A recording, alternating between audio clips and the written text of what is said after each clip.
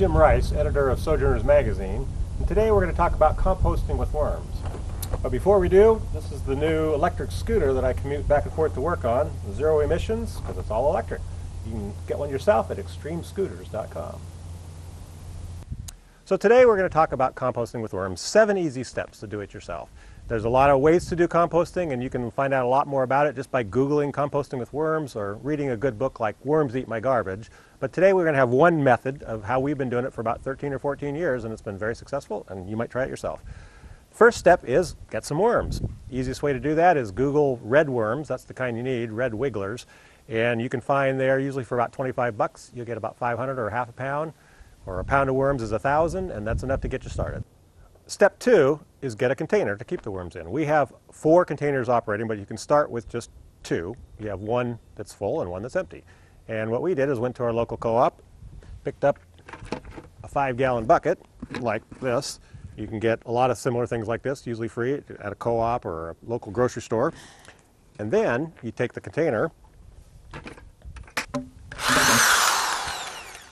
And step 3 is to put some holes in the buckets. And the reason for that is that the worms need, one of the most important things they need is air. You've got to have a regular supply.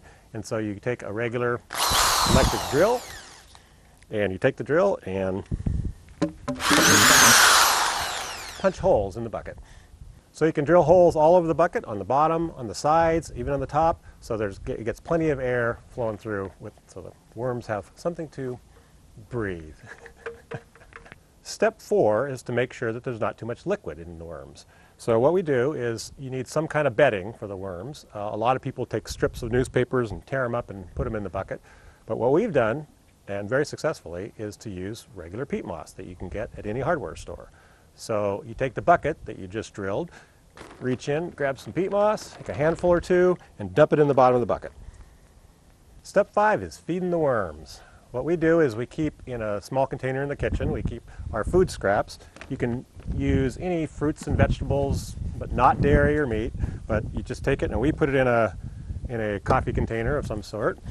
And what we do is just take the food scraps. Every week or 2 we'll go through the process of bringing the scraps down here and feeding the worms. And here's what we do.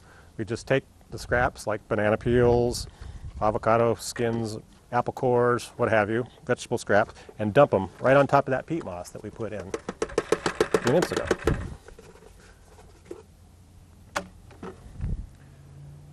Next, we take a little peat moss and throw it on top of the scraps to absorb the moisture as it decomposes. Usually a handful or 2 will do. So step 6 is to take the worms that are in a container. This is a full thing of worms and worm dirt. And we take it, we pick them up, and we just dump them right on top of that food, the food scraps that we put in with the peat moss. And that loosens it up and aerates the whole thing. So what we've done by putting the food at the bottom of the bucket with the peat moss and then pouring the worms on top is we create a situation where the worms are drawn down to the food and they go to the bottom of the bucket. And so at the top of the bucket, you're left with this beautiful dirt that can be put straight into your garden, and the worms have gone down to the bottom. So you're not taking out all your worms that you need to compost your food scraps. And so here's an example of a bucket that's been working for a couple weeks.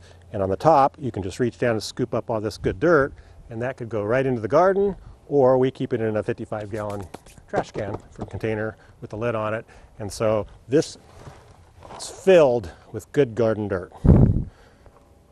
And by the way, no odor, no mess, it's perfectly clean, ready to go in the garden or in potted plants in the house. Great stuff.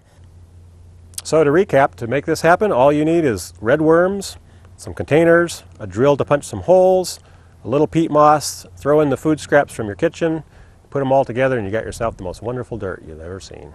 And here's the result. Here's some carrots. It is November, so they're past prime a little bit, but some pretty nice carrots. And we plant the stumpy kind because we have heavy clay soil, but as you can see, they grow pretty well.